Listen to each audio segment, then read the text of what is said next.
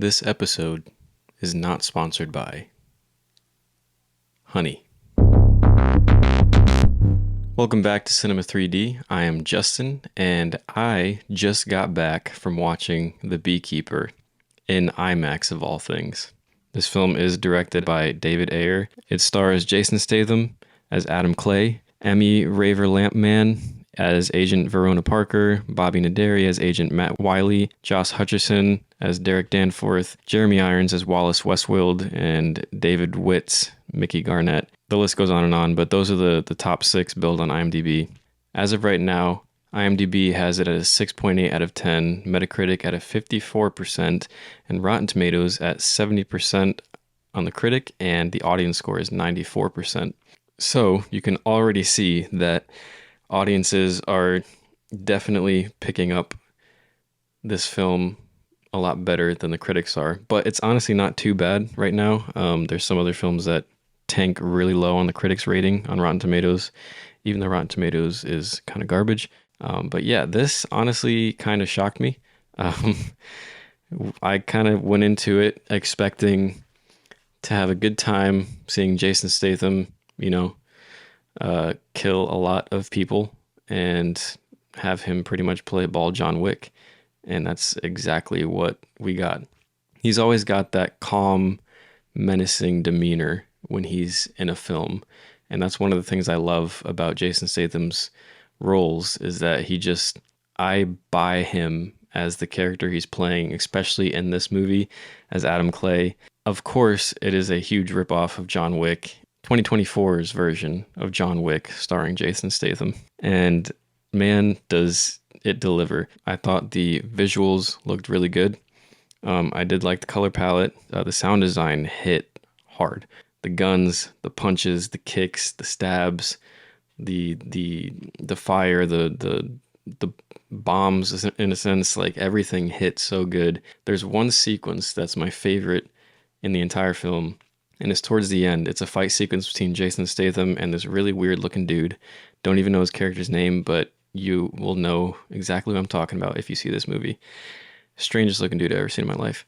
All the music cuts out, and it's just the fighting and sound design. Peak. It's just cool. I love that fight sequence. All the fight sequences with the choreography and Statham doing all the stunts himself. That's another plus for this film. I really like Josh Hutcherson in this. I've really only seen him in Hunger Games. He played a good villain. Definitely a shady businessman, but still smart. And I thought he played that role perfectly. Jeremy Irons, always great. Can't complain about him. Now, the one thing that I know you guys are all here for, whoever is watching this, there is a plethora of bee puns. And I absolutely loved it. I understand that even my wife, she was like, there was just too many bee puns. And I'm like, I get it. But it's just so much fun. It's not like I was looking for them. There's a lot of them that are repeated. Like obviously in the trailer, you got to protect the hive.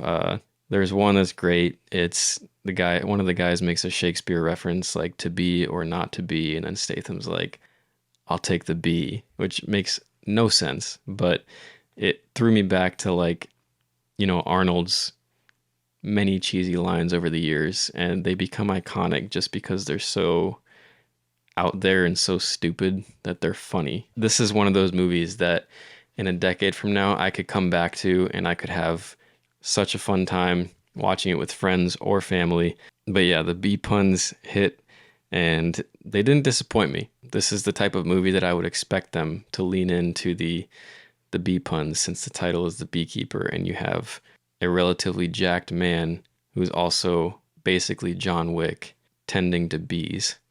Yeah, I don't know who came up with this concept, but they're clearly a genius. My favorite line, which is actually in my opinion, it's actually a really good line. Agent Verona, which is the actress that played the daughter in the film, who's also the FBI agent. There's a sequence, I think it's in the trailer, where she says, "We have laws for these things." And then Adam, Jason Statham's character, says, "Until they fail, then you have me." I don't know why. I love that line. That felt like a comic book line to me. And that was the part in the movie when I was like, man, do I want this to become a franchise?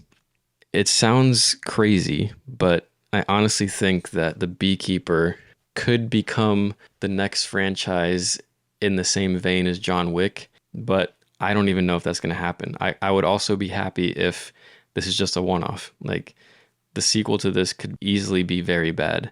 If I had to give The Beekeeper our Cinema 3D ranking, I would definitely say good flick. I want to buy this one, so it is going to go in my collection, but I wouldn't put it in my collection category as of yet. I'd say this is the closest to being in my collection. I have a hard time giving in my collection out that quick because this could just be because I was so shocked with the quality of this film versus if I watch it again a few more times and I'm like, okay, this is still a good movie, but it doesn't have that, rewatchability. That's like the biggest key factor in our ranking system that determines whether a film will go in good flick or in my collection is the rewatchability. Good flick is my rank. I would highly recommend going to see this movie. I know we're super early on in the year, but I feel like this could be in the top 10 of the year because the slate for 2024 does not look that promising, honestly. Super excited that I got to do this review right after watching in the theater. If you like this video, please hit that like button. Please subscribe. And also, if you want to, share it with your family, share it with your friends. We're trying to grow the channel. That would be awesome. Thank you in advance if you do that. And I honestly just want to keep the buzz going about this film. Had to end it off with a pun. Thanks for watching.